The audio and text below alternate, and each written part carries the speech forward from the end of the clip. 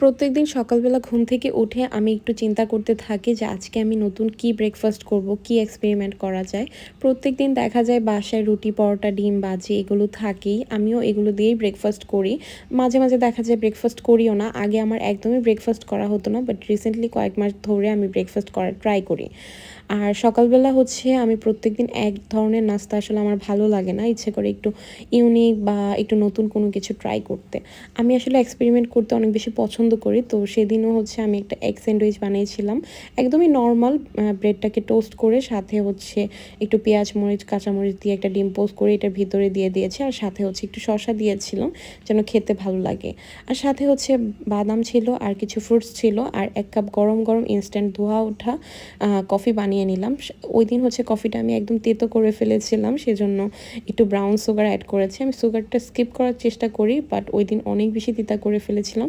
Instant কফির উপর আবার কফি দিয়েছিলাম সেজন্য। তারপর ব্রাউন সুগার দিয়ে হচ্ছে আমি এই মিষ্টি রোদে বসে আমি আমার ব্রেকফাস্টটা এনজয় করেছি।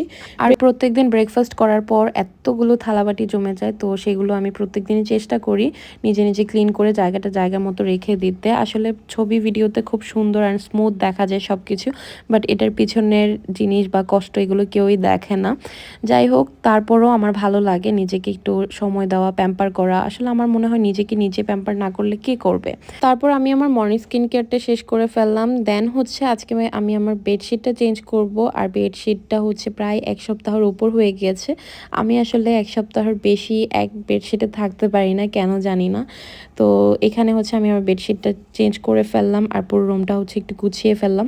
অবশ্য আমার রুম সবসময় গোছানোই থাকে, বাট আমি তারপরও চেষ্টা করি একদম মানে টিপটপ রাখার। আমার ভাল লাগে আসলে আমার রুমটা একটু সুন্দর করে গোছানো থাকলে।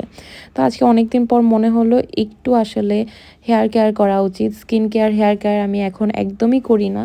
যখন আসলে একটু ভিডিও করতে মন চায় বা মনে হয় আসলে করা উচিত, তখনই আসলে একটু একটু করি আসলে। তো সেদিন হচ্ছে আমি আড়ং-এর একটা প্যাক ইউজ করছিলাম। আর এটা হচ্ছে মেহেদি হেয়ার প্যাক। এই প্যাকটা বেশ ভালো, বাট সবসময় ইউজ করলে তো রেজাল্ট পাওয়া যাবে, তাই না?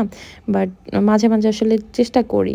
তো হেয়ার প্যাকটা দিয়ে আমি হচ্ছে মাথাটাকে খুব সুন্দর করে র্যাপ করে দেন হচ্ছে আমি রান্না করতে চলে আসলাম। রান্না করতে বলতে তোমরা একটু অবাকই হয়ে যাবা হয়তো যে আমি কেন রান্না করছি। আসলে সেদিন আম্মু ছিল না।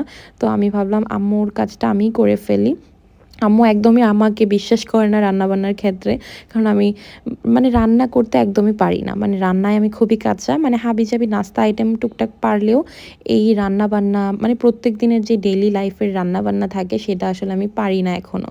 মানে আম্মু দেয় না, তার উপর হচ্ছে আমারও এত বেশি ইন্টারেস্ট জাগে না রান্নাবান্না করতে। মাঝে, মাঝে আসলে শখ করে করা হয়, বাট প্রত্যেকদিন আসলে রান্নাবান্না করা হয় না। বাট রান্নাবান্না ছাড়া বাকি যত কাজ আছে আমি সব পারি আলহামদুলিল্লাহ। আর ওইগুলো হচ্ছে অনেক ভালোভাবেই পারি। যেমন ঘর গোছানো বা কোনো কাপড় সুন্দর করে ভাঁজ করে রাখা, লাইক অনেক ধরনের কাজই পারি আলহামদুলিল্লাহ। বাট হচ্ছে আমি রান্নাবান্নাতে অনেক, অনেক বেশি কাঁচা। তো যাই হোক, এখানে আমি একটু মুরগির মাংস রান্না করেছিলাম। তো এখানে আসলে রেসিপি বলার কিছুই নেই। আর আমার রেসিপি ফলো করে তোমাদের রান্না করাও উচিত না। কারণ আমি রান্নাবান্না অনেক মানে কম পারি। যাই হোক, সেদিনের মাংস কিন্তু বেশ ভালোই হয়েছে। পাপা খেয়ে বলেছে মজাই হয়েছে। মানে কেউ আসলে ধরতে পারেনি আমি যে রান্না করেছি। তারপর হচ্ছে রাতের দিকে আমরা একটু ক্যান্ডেল লাইট ডিনার করেছিলাম। মানে একটু ভাত ছিল, তো ভাতটাকে আমরা হচ্ছে পেঁয়াজ, মরিচ, কাঁচামরিচ এগুলো সব কিছু দিয়ে দেন ডিম দিয়ে আমরা হচ্ছে একটা ভাত বাজির মতো করেছিলাম। আর সেটাকেই খুব সুন্দর করে আমি একটু সুন্দর করে সাজিয়ে দেন হচ্ছে আমরা সবাই মিলে আড্ডা দিতে দিতে খেয়েছিলাম। অনেকেই আবার এটাও ভাবতে পারো যে নর্মাল একটা ভাত বাজিকে এত ঢং করার কি আছে বা এত ভিডিও করার কি আছে। আসলে আমার কাছে মনে হয় ছোট ছোট জিনিসগুলোকেও কিন্তু আমরা সুন্দর করে প্রেজেন্ট করতে পারি। তুমি যতই খাটাখাটি করে রান্নাবান্না করো না কেন, যদি তোমার প্রেজেন্টেশন সুন্দর না হয় তাহলে কিন্তু এটা কেউই খাবে না। আর তোমার নিজের কাছেও কিন্তু ভালো লাগবে না। আমার কাছে আসলে মানুষকে কি বললো এইসব যায় আসে না, আমার নিজের ভালো লাগাটা আগে। সো আজকে ভিডিওটা এই পর্যন্তই, দেখা হবে নেক্সট ভিডিওতে। আজকের মতো আল্লাহ হাফেজ।